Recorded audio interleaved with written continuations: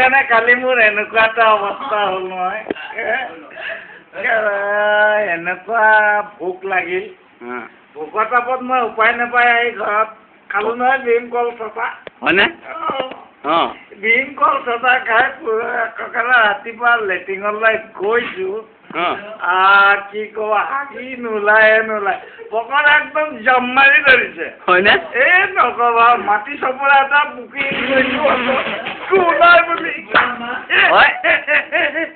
যেনকে ওলাইছে তাতো একদম পকত চেলাই আহিছে ভূমি চেলাই গোটেই তেজ বৈ গৈছে কি কবা আৰু মই কাণত ধৰিলো আৰু আজিৰ পৰা আৰু ভীমকল নেখাওঁ এনে কেতিয়াও ভীমকল খাব নাপায় বন্ধু ভীমকল খাওঁ ভীমকল কিন্তু চাই খাবা ভীমকল যদি এইভাগে খোৱা